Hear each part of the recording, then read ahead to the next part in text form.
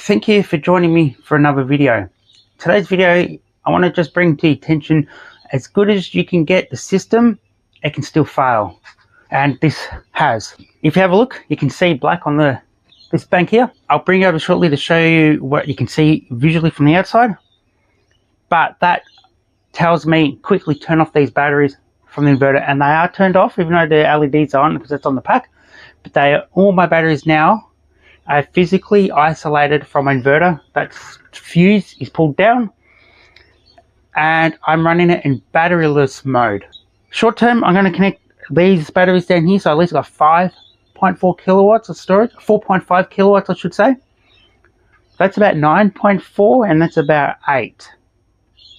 I'm going to then put that back on the system, but I have to disconnect all the link wires because that bank 1 to that bank 1 there is paralleled and so on, and I just can't take out those packs to replace the batteries or fix it, because then effectively I only have half of that bank, and it's like having a small bucket in the middle of big buckets. That small one will top up first and then it will go nowhere but up and then overcharge. So that's why I have to disconnect all of these before I use that.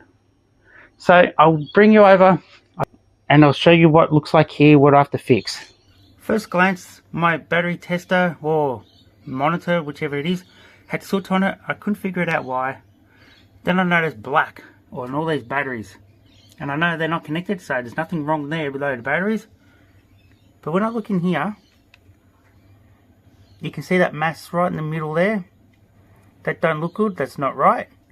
But going to the other side,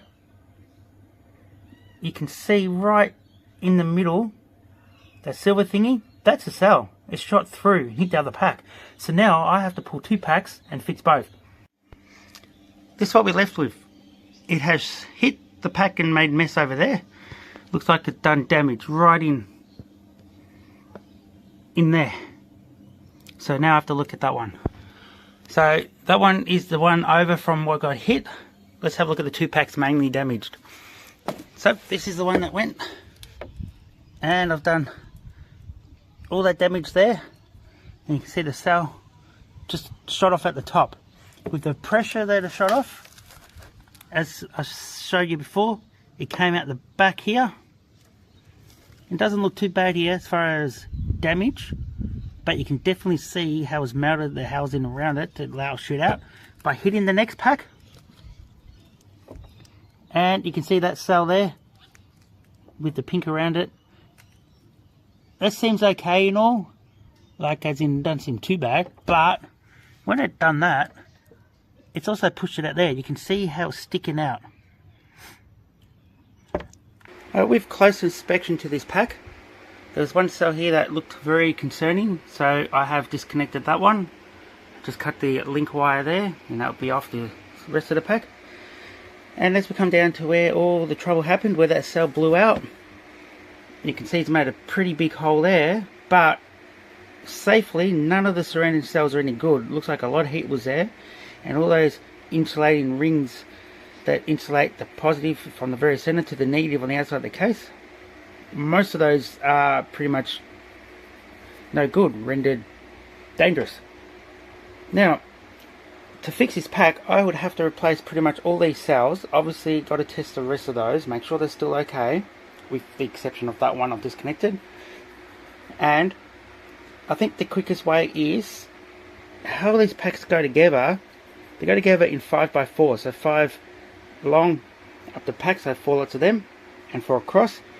I think the quickest way is rebuild this section of the pack, and by doing that I might have to just cut the wire there and there and restore that wire by soldering it together.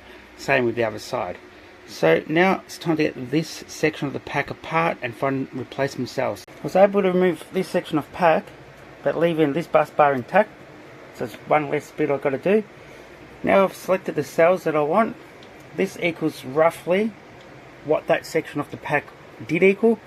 I'm not overly concerned to get it close to the milliamps, maybe a few hundred, because the pack would deteriorate by now. Chances are that's stronger than the rest of the pack anyway. So just a matter of putting a sandwich on, or the top holder on, changing the colour of the cells here to the yellow to match everything, then that will slot straight in place, and then I can finish the bus bars across the top, like replace the bus bar on the top with the bottom one, just have to solder these back and it's all repaired. This pack is all restored, so it looks pretty seamlessly through here because that wire wasn't cut, and it's just a matter of sliding the pack into, connecting the wires over, and then where I had to join here, you can see it's not quite sitting down properly, and plastic must have distorted, something just had trouble. I didn't want to put too much pressure or it'll snap the plastic. So the other side, where the most of the work went, just joined them here and there, and then same thing, obviously this side is a bit high, and just continued through like it usually was. This bus bar is a little thinner, I think it's 2.5 mil electrical, where that was original. So it will work because it's not transferring too much power along this line, because it's still got to get back up to here. So I'm not pulling the full amperage out of this end, it's all through.